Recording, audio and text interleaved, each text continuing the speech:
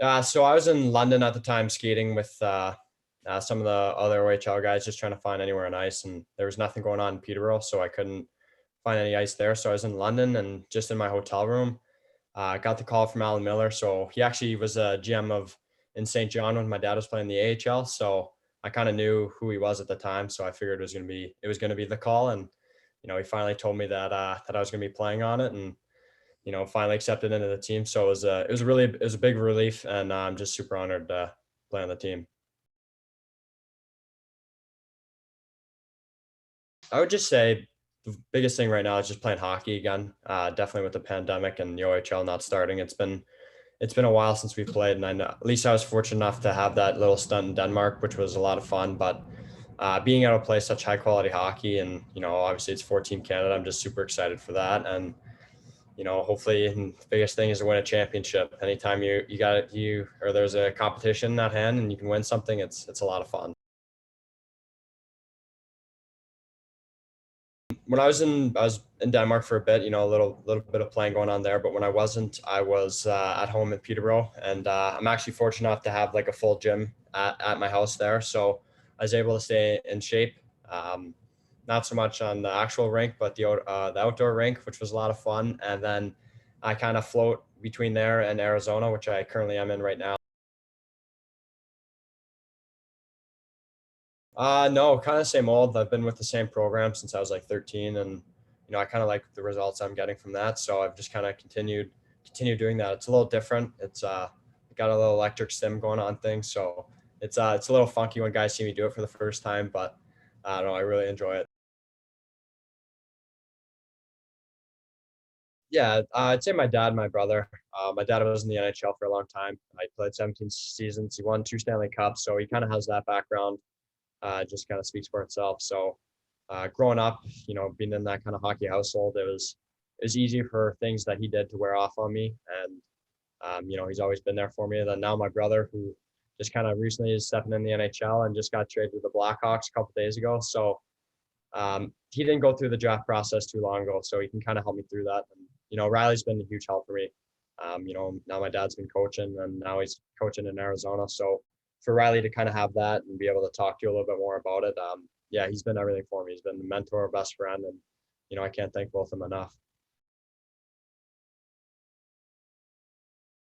It's tough. It's a little different year for everyone going on, but the biggest thing is to kind of, it's hard to understand it at the time, is not to worry. If you're a good enough player that people come to you, you don't need to kind of go out of your way to show off skills or anything like that. You don't need to play in eight summer tournaments over the season. Like, kind of enjoy that time away from the rink, because that was the biggest thing I was taught growing up, is that you want hockey to be fun still. So, if you're going to the rink every day in the summer, it just kind of becomes a habit, and you got to want to be excited to go to the rink. So just kind of trust the process, to be totally honest. And if you're good things are going to happen to you, and people will come and find you. Yeah, I've had a few different coaches, definitely with some different styles. I had a coach in Major Bantam that was one of my favorite when I played for Central Ontario Wolves right before I moved to the NOHA, and he was a little different. He was hard.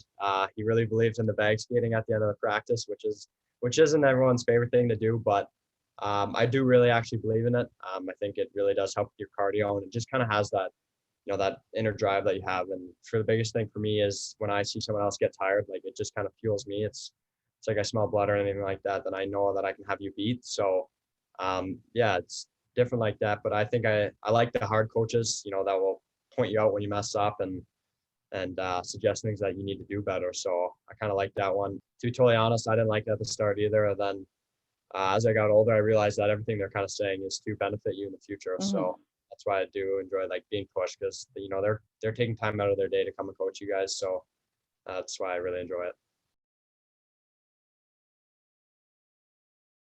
I'd say the leadership side of things. I did actually was fortunate enough to wear a letter at the NOHA events, and yeah, so just kind of getting along with all the teammates, and kind of pointing guys out and calling them out if I don't think they're giving it their all. And the only reason that I do that is because I'd like them to do the same thing for me. So anytime you can take away a little leadership skill, I think it's an important thing, and it's not just a factor inside the rink. It's outside the rink too. It's life. So definitely the leadership. We had a good coaching staff with that NOHA team, and I can't thank them enough for kind of giving me that responsibility and pushing me to be a better hockey player. But on the ice, I would say just that kind of work ethic. If someone's always watching you and you want to get invited to play on that team, it really is such a special opportunity to represent the Northern Ontario.